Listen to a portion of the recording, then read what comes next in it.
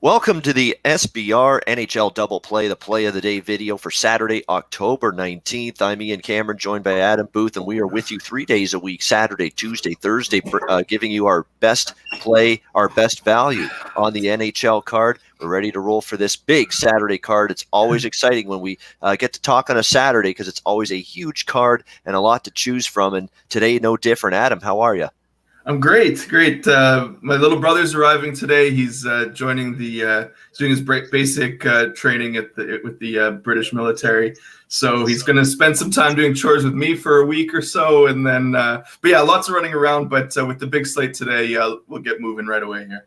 Absolutely. We will start with Adam. And his play of the day on this Saturday card. He's targeted the Vegas Golden Knights Pittsburgh Penguins matchup. Currently Vegas minus 120 to minus 125 road favorites, the total 6.5 across the board. Again, make sure you check out sbrodds.com every single day. With every sport, it's important to get the best line and price possible. sbrodds.com helps you do that. Adam, Vegas Pittsburgh, what are you looking at in this game? Right. So I love the way both these teams are playing right now. They came out of the gate sort of taking care of business. You could say in all areas of the ice, their players are on the same page, generally speaking. Pittsburgh had, 2 losses in their opening homestand with Buffalo and the Jets coming through. But they have just torched every opponent, not torched on the scoreboard necessarily, but they have looked the more dominant team in almost every game they've played this season. Injuries have plagued them already this season, but as I said, I think it was against in the Colorado game, Pittsburgh is a championship quality team. Their players are used to going through adversity in the season, losing players, losing key players, and thus far they've shown that in spades, and I've been very impressed with them. They've been much better on the defensive end this year than last year, and part of that has to do with healthy defensemen, but I mean, if you've watched their games this week, they might have got a lucky overtime winner against Colorado, but Colorado is one of the top teams in the league. And, saying that you won in overtime is no you can't disrespect an overtime win against the Colorado Avalanche. So I love Pittsburgh tonight. We find them as a small dog against Vegas. Now, there's nothing about the Knights here that lead me to say they're in a bad spot, that they are not going to play well, that the Penguins are a better hockey team or a healthier hockey team or better goaltending. But Pittsburgh is undervalued here again. They were undervalued last night. They were my play of the day yesterday. And for basically all 3 periods, they took it to the stars. I mean, Murray had to come up big a couple times, as is natural in the NHL. You need your goalie to stand on their head a few times. But they were the better team, and again, injuries are a little bit of an issue, but off of a back-to-back, the guys weren't going out drinking last night knowing that they have a game today. I expect them just to come in and take care of business and at the very least be a very tight game with the Golden Knights. And the Golden Knights haven't been exactly perfect on the back end. I mean, if Pittsburgh is playing well enough on their back end, I think that they're going to be just fine creating opportunities against the Knights. So my model had the Penguins at 56%, which as a small dog puts significant value on them. No matter how good of a spot you might think it is for Vegas, taking them at 1.8, minus 125, minus 120 is just, there's no value on that. And the back-to-back is one of the most overrated sort of angles in hockey. It does play a factor, but if you're telling me you're going to put the Penguins, who have been sort of an unstoppable force for the last few games, as a home dog simply because they're on a back-to-back, I mean, you can't say it's because of injuries, because they've shown that injuries are not going to be an issue at the moment. So it's got to be the back-to-back angle that's putting them at this price. Again, has nothing to do with the way the Knights are playing. I think that they can put up a great effort. They could win today, but the value is completely on the Pittsburgh Penguins. Exactly it. And that's exactly it. We can like certain teams. There's no question. We like Vegas. We like them as a team. Doesn't mean we have to like them today, because we prefer to like the price more than anything else when it comes to betting NHL. Well, and home dogs are just, it's a good spot, generally speaking. I mean, you're looking at the team. I mean, sure, they played last night, but they also had no travel. They woke up in their own beds. They are coming off a game. Maybe the little bit of slow legs later on in the game, but this isn't. We're 8 games into the season here. This isn't, March when, teams are really banged up, really sore. So again, the back-to-back angle is just, it's not worth it at that price for me to take Vegas.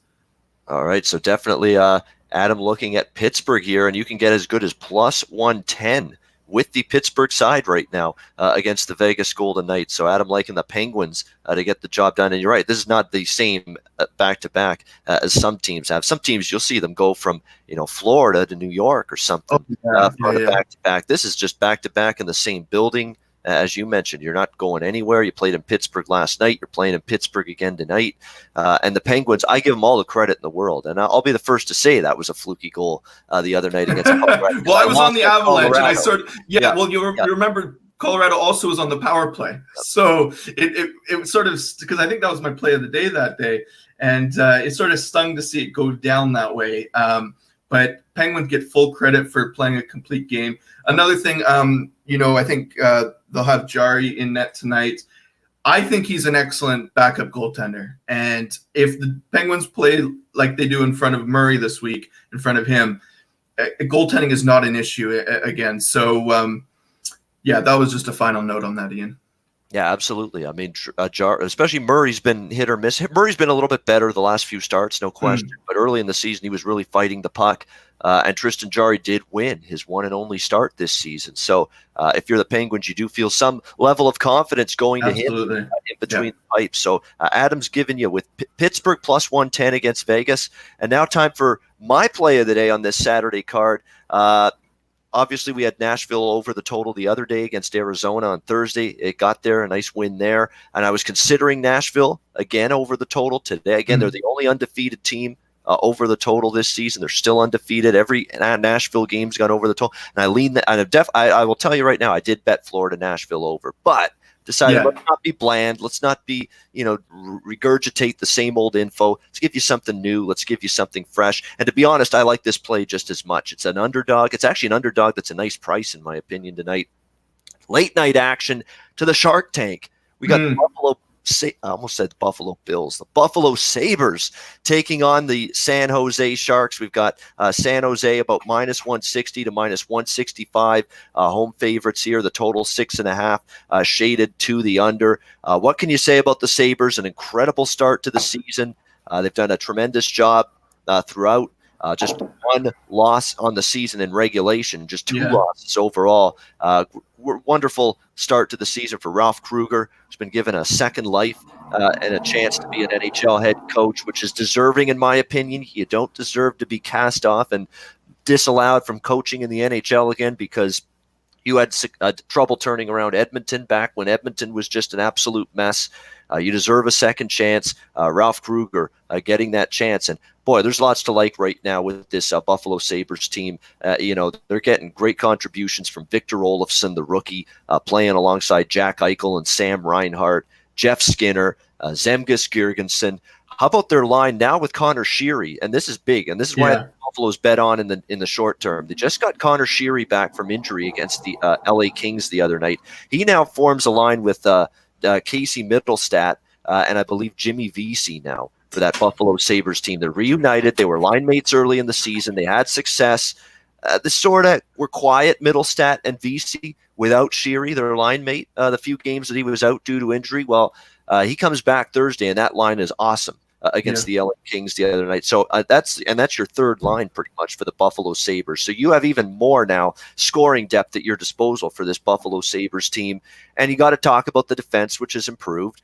Rasmus Dahlin is now a second-year player, a year more experience, a year better. You should be, in theory, a year better, a year more experienced. That's always going to help a tremendous defenseman with the skill set that he has.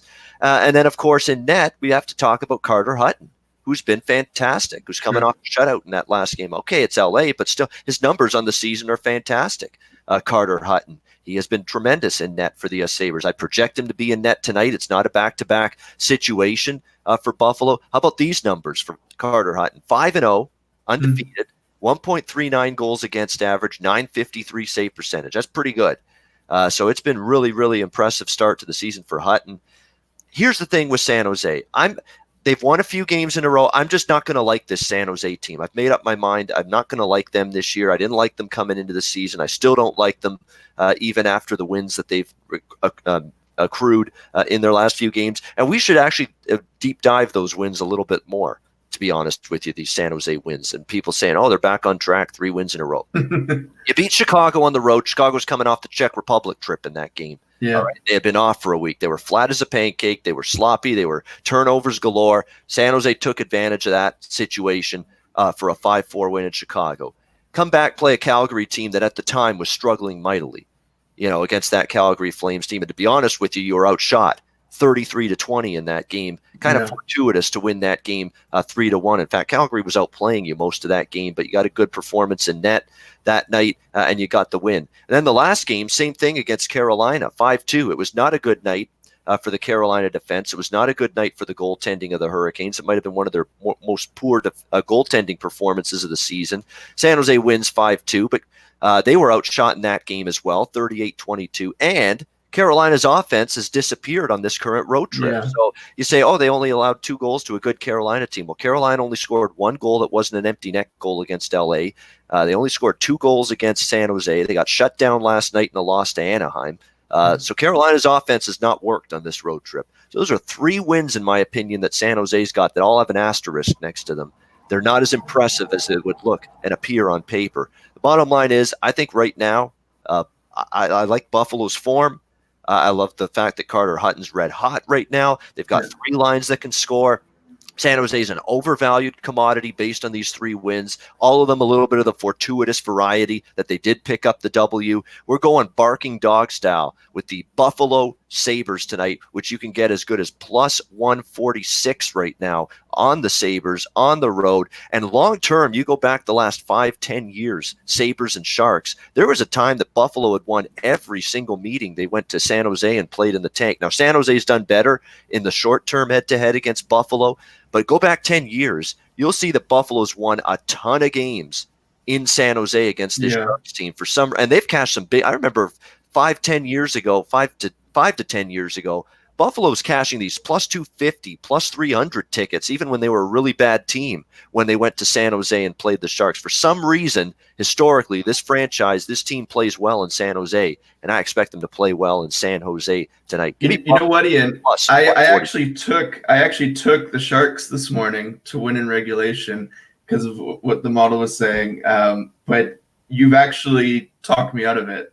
I'm gonna look to play the other side now. I'm not even joking. I'm re-looking over these numbers. I appreciate that you respect my opinion more than the model. I really do.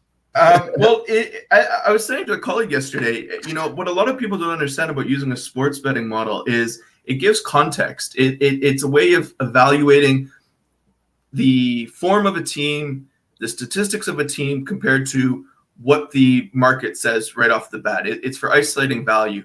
And on the money line, I had them at 61%, and we're seeing the Sharks between 61 and 62%. So it was about right on, actually. So I had taken the Sharks in regulation. But I have to say, I love the reasons you've put up there. And I'm going to take another look. And I am glad we had this talk. It's not often that someone will talk me off of something. But I'm looking at the Sharks team as minus 47 plus minus across 26 players. 26 players. And I'm looking at Buffalo plus 25 across 21 players. And the big minute guys are all looking great. I have to say, I'm not going to get too crazy with them. I won't play probably the money line and Buffalo team total. Well, I don't know. We'll have to see what that number was on the over 2.5, because it's not like the Sharks back end has been consistent throughout. So I'm going to take another look. I'll be tweeting out my picks in the next hour here. And I have to say you laid it out really well there. So they appreciate that. Sometimes it's good to have a second opinion, which is why I do talk with a lot of guys about games. But I think it's a better spot than I had evaluated this morning. So Cheers. Yeah, you know what? It's third. The one travel situation that's a mild concern here for Buffalo is it is their third road game in 4 nights. But again, when you factor in the Anaheim LA back-to-back, you don't move hotels. You're in the same hotel. Right. It's a bus trip from Anaheim to LA. There's no flight involved, so it's not as big a deal with the third game in 4 nights on the road as it would be for some other teams. I was going to ask. I only caught part of the Buffalo Kings game the other day. I was on Buffalo and their team total there. Obviously, I think they went up 3-0 kind of in the first half of the game, too, in the first period. Did you catch much of that? From what I think someone told me that the Kings actually poured it on later. Did you catch that? Was that right? They did. Give the Kings credit, and that speaks to the way that Carter Hutton's playing. He did have to make a couple of nice saves there in that third period and preserve the shutout, played well. I'd expect him to be in net again tonight because, it's no back-to-back. It's a standalone game against a solid team. Expect him to be in net again for Buffalo. I would really feel different about this bet, to be honest, if it's Linus Ullmark after what I saw out of Linus Ullmark against Anaheim. He wasn't that strong in that game. So I might change my thought, but I would fully expect Hutton to be in there tonight. And again, at this price, and again, 101 to 76. What is that? That's the shot deficit for the San Jose Sharks in their last 3 wins. So they've won those and that's when they're winning games. Yeah, absolutely. Yeah. And that's their last 3 wins. And I'll say this about this blue line. Erik Karlsson's a liability in his own end. He's a great skater, but he makes mistakes. He's -6, -7. Yeah, and Brent Burns even, he's an offensive-minded defenseman. He can make the odd mistake or two, cough up the puck in bad situations. Vlasic's their best standalone shutdown defenseman, but there's some guys on that back end that are a little bit of a worry sometimes when they're trying to get the puck out of their own zone, and they can sometimes make bad plays and manage the puck poorly. And that's what I see out of the San Jose team. And again, I'm not a Martin Jones guy. I'm not totally sold that he's back on the beam just yet. So I love the price with Buffalo, and I love the way they're playing, and I'm going to try to take advantage of that tonight. So the NHL double play in the books for this Saturday. Just to recap, Buffalo +146 against San Jose for me, and Adam is on Pittsburgh +110 against Vegas. Thanks to everyone for tuning in. We'll be back on Tuesday, 10:15 a.m. Eastern Time with another SBR NHL double play, our play of the day video. For Adam Boothe, I'm Ian Cameron. Enjoy your Saturday. Good luck on the NHL card, and we'll see you again.